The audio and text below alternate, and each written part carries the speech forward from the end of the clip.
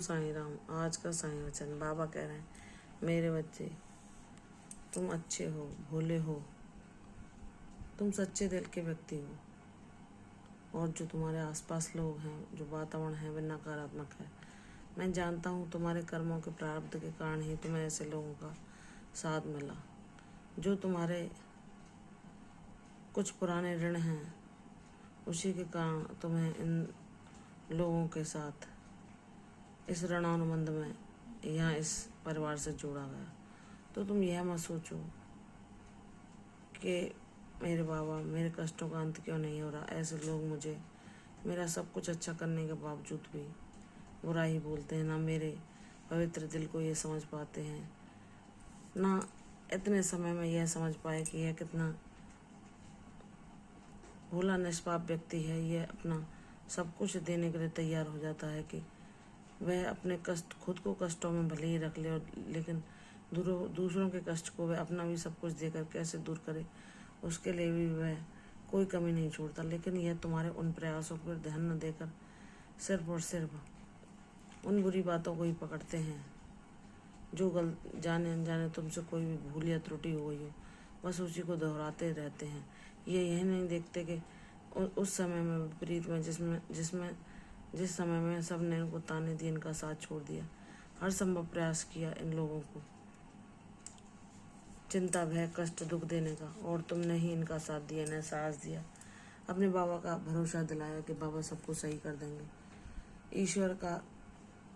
ईश्वर पर विश्वास करना सिखाया और इनके हौसले को ना टूटने दिया। जब भी ये हिम्मत हारने लगे, तुमने इन्हें हमेशा भरोसा दिलाया कि अच्छे कर्म करो, बाबा सबकी सुनते हैं, हमारी भी अवश्य सुनेंगे, और हमारी जो भी पारिवारिक आर्थिक समस्याएं या जो भी हमारे जीवन में चल रहा है, उन सब कष्टों को दूर करके हमें भी शांति, सुख और समृद्धि देंगे। तो मेरे बच्चे, तुम्हारा विश्वास अवश्य विजयी होगा। और तुम यह सोचते हो कि यह लोग तुम्हारे अथक प्रयासों को, अच्छाइयों को ना समझकर सिर्फ तुम्हारे दिल को दुखाते ही रहते हैं। कितना भी तुम इनका भला करना चाहो, अपना सर्वश्रेष्ठ इनके लिए क्यों न देना चाहो, फिर भी यह तुम्हें उसके बदले वही दुख, कष्ट और परेशानियां देते रहते हैं। तो मेरे बच्चे, यह उनका स्वभाव है, वह कभी नहीं सुधर सकते। तो अगर तुम्हें अपने जीवन में दुखों और कष्टों को आमंत्रण नहीं देना, तो ऐसे लोगों के प्रति जो तुम्हारे कर्तव्य हैं उनको तो निभाओ, अपने कर्तव्य कर्मों को करते जाओ और बाबा को अर्पण कर दो। लेकिन ऐसे लोगों से दूरी बनाकर ही रखो, ताकि वे तुम्हारे जीवन में अधिक हस्तक्षेप करके तुम्हारे जीवन को और दुखी न कर सकें। क्योंकि तुम्हारा भरोसा और अपने बाबा पर है और अन्य किसी पर नहीं। क्योंकि जब बुरी से बुरी परिस्थिति में जब सबने तुम्हें अकेला छोड़ दिया था, सबने उन कष्टों को सहने के लिए तुम्हें उस दुख के अंधेरे में अकेला छोड़ दिया था, कोई न तुम्हें समझ सकता था कि तुम किस कष्ट को झेल रहे हो, किस अवस्था में तुम हो, और उल्टे तुम्हारे कष्टों को बढ़ाने के लिए हर प्रयास किया कि तुम कैसे उन कष्टों के भंवर में डूब जाओ। लेकिन जब तुम्हारे साईनाथ तुम्हारे साथ हैं, थे और रहेंगे, तो फिर तुम्हें किस बात की चिंता और भय। उस परिस्थिति में भी बाबा तुम्हारे साथ थे, आज भी वे तुम्हारे साथ हैं और सदैव तुम्हारे साथ रहेंगे, तुम्हारा रक्षा कवच बनकर। यह दुनिया वाले भले ही तुम्हें ना समझ सकें कि तुम कितने भोले वाले दिल के हो, तुम दो प्रेम के बोल से ही सब प्रसन्न हो जाते हो। तुम्हें कोई आभूषण, उपहार या अन्य कुछ वस्तु की तुम अभिलाषा नहीं रखते। अगर कोई तुमसे दो प्रेम के शब्द ही बोल ले, तो तुम उससे प्रसन्न हो जाते हो और तुम बहुत खुश हो जाते हो, उसमें ही प्रसन्न रहने लगते हो। तो मेरे बच्चे, यह भी नहीं जानते कि यह स्वार्थी प्राणी नहीं है, इसके जीवन में जरा भी लोभ नहीं है, इसे किसी भी वस्तु का आकर्षण नहीं है, और ना ही यह लालची है। लेकिन वह इन चीज़ों को देखते ही नहीं है, क्योंकि वह उन अवगुणों से भरे पड़े हैं। तो उन्हें दूसरे अन्य व्यक्ति में भी वही सब दोष दिखाई देते हैं, क्योंकि व्यक्ति जैसा होता है दूसरे को भी वैसा ही सोचता है। वह तुम्हें लाख प्रयासों के बावजूद भी यह कहते हैं कि तुम एक बहुत ही लालची व्यक्ति हो, या तुम बहुत चालबाज, धोखेबाज हो, ऐसा वो तुम्हारे बारे में समझते हैं। तो तुम उन्हें सफाई ना दो, क्योंकि बाबा जानते हैं कि तुम कैसे हो, तुम किसके साथ क्या करते हो। तुम दुख को खुद सह लेते हो और दूसरों को उसके बदले सिर्फ सुखी देने की चाह रखते हो। तुम अपने दुश्मन को भी हृदय से अच्छे ही भाव प्रदान करते हो, उसके लिए भी तुम शुभकामनाएं ही बाबा से कहते हो कि बाबा इसे भी सद्बुद्धि देना, इसे भी सद्मार्ग पे लाना। तो मेरे बच्चे, जो मेरा बच्चा होता है वह स्वप्न में भी किसी अपने दुश्मन का भी जो बुरा नहीं सोचता, तो मैं उसके साथ कैसे बुरा होने दे सकता हूँ।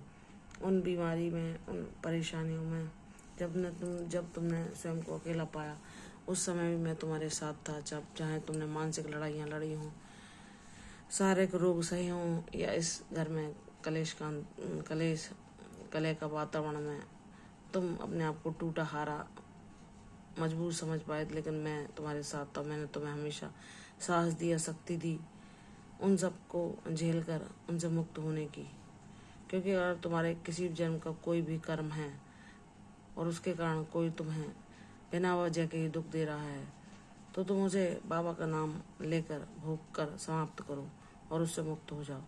क्योंकि बाबा अपने बच्चों को ज्ञानवान बनाते हैं, सद्मार्ग पर चलना सिखाते हैं और सद्गुणों से युक्त बनाते हैं, जो उसके जीवन का असली खजाना होता है, जिसके संचय के द्वारा वह सदैव सच्चे आनंद को पाता है और शांति में रहता है। तो मेरे बच्चे, कोई तुम्हें भटकाना चाहे, तुम्हारे मार्ग से अलग ले जाना चाहे, या तुम्हारी भक्ति का उपहास बनाए, तो जाने दो, यह उसका कर्म है, उसे क्षमा कर दो। क्योंकि वह अज्ञानी है, वह जानता नहीं है। क्योंकि तुम यह भी देखते हो कि आसपास तुम्हारे दुनिया में लोग ऐसे भी हैं जो किसी एक स्वरूप के प्रति तो सच्चा भाव रखते हैं और दूसरे स्वरूप के बारे में वैसा अज्ञान के कारण बोल जाते हैं कि वह स्वरूप एक सामान्य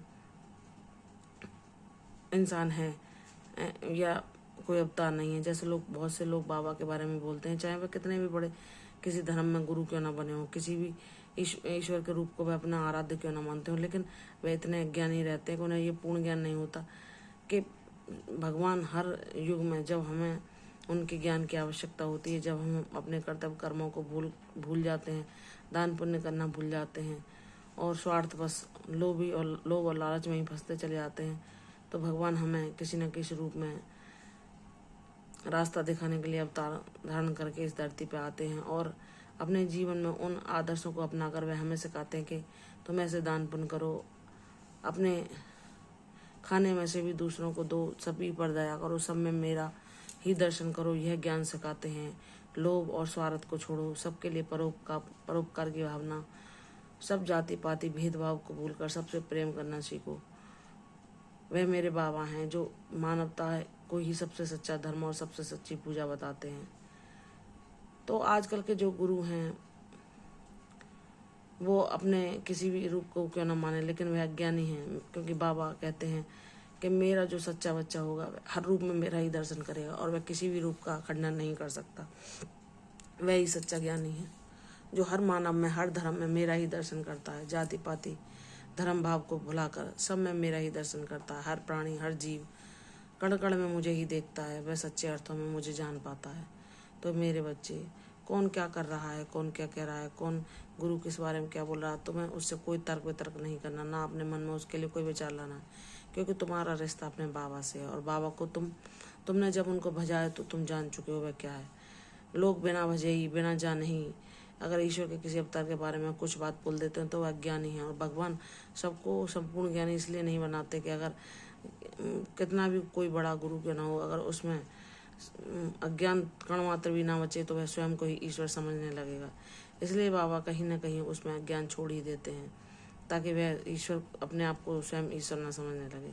तो मेरे बच्चे, जाने दो कौन क्या कर रहा है। तुम्हारे बाबा ने तुम्हें मानवता की सेवा करना यही सच्ची पूजा बताया है, तो तुम वही करो। दिल से किसी का बुरा ना चाहो, किसी को भी अपने शब्दों से, अपने वाणी से कष्ट ना दो। हर जीव पर, हर प्राणी पर दया करो, हर एक के लिए सद्भावना रखो, सबसे प्रेम करो, सबको अपनी तरफ से प्रेम, करुणा, स्नेह ही बांटो। तभी तुम बाबा के सच्चे भक्त कहलाओगे, तुम्हारा कल्याण होगा। तुम्हारे जीवन में बुरी परिस्थिति ठहर ही नहीं सकती, क्योंकि मैंने तुम्हारे लिए बहुत बड़ी लीला रच रखी है जो शीघ्र ही तुम्हारे जीवन में प्रदर्शित होगी। प्रसन्न रहो, यशस्वी भव। कल फिर आऊंगी साईं वचन के साथ। तब तक के लिए ओम साईं राम।